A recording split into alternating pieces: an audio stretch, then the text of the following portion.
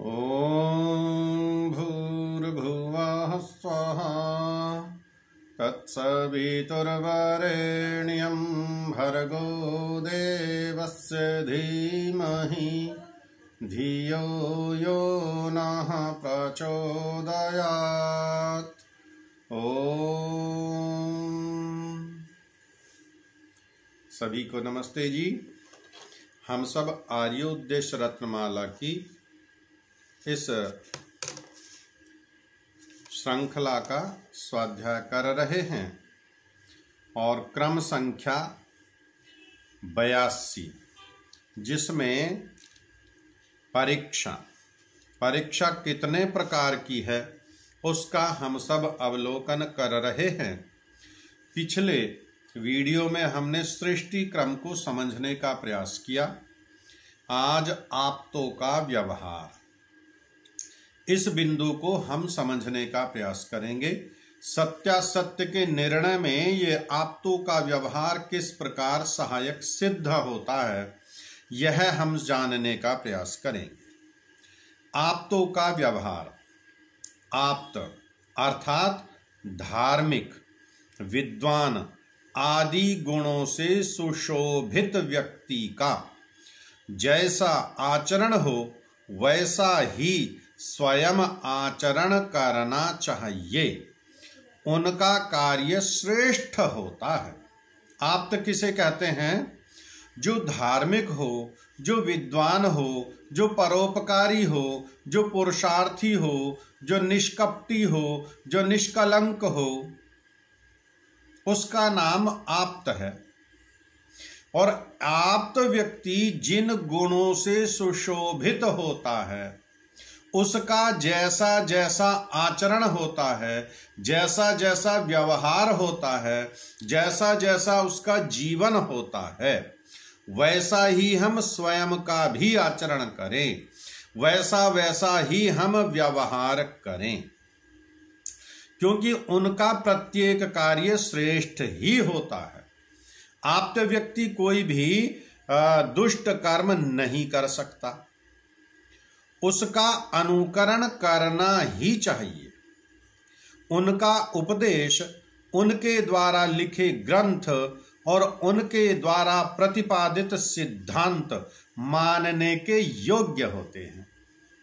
जो वे करें और माने वह सत्य, और इसके विपरीत अनाप्तों का व्यवहार असत्य होता है। तो सत्यासत्य के निर्णय में आप्तों की विशेष भूमिका होती है। हमारे जितने भी ऋषि हुए हैं वे सब आप्त पुरुषों की श्रेणी में आते हैं। मर्यादा पुरुषोत्तम श्री राम आप्त की श्रेणी में आते हैं। योगेश्वर श्री कृष्ण आप्त की श्रेणी में आते हैं। श्री कृष्ण के जीवन का हम अवलोकन करें, श्री राम के जीवन का हम अवलोकन करें, और जैसा जैसा उनका जीवन था वैसा वैसा जीवन हम जिए। हमने कहावत बना दी, सीताराम सीताराम सीताराम कहिए, जाही विधि राखे राम ताही विधि रहिए। गलत है, सिद्धांत विरुद्ध है। इसे हम ऐसे भी गा सकते हैं, सीताराम सीताराम सीताराम कहिए, जाही विधि रहे राम ताही विधि रहिए। अर्थात जैसा श्री राम का आचरण था, जैसा श्री कृष्ण का आचरण था, वैसा हम आचरण करें। श्री राम ने वेद पढ़े, दर्शन पढ़े, उपनिषद पढ़े, उपांग पढ़े।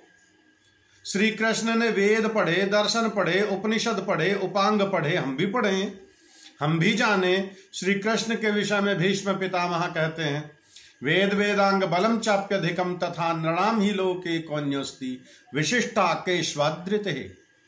योगेश्वर श्री कृष्ण के समान दूसरा कोई धनुर्धर, दूसरा कोई विद्वान आज है ही नहीं।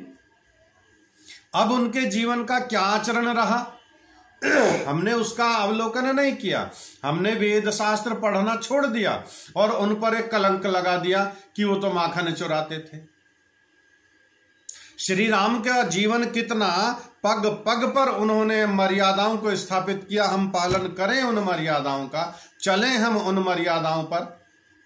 ये आप्तों का व्यवहार है। और जो जो आप्तों का व्यवहार है वह मानने योग्य होता है। उनका जीवन सत्य पर ही आधारित होता है। उन्होंने कभी असत्य का सहारा नहीं लिया, उन्होंने कभी सत्य का त्याग नहीं किया।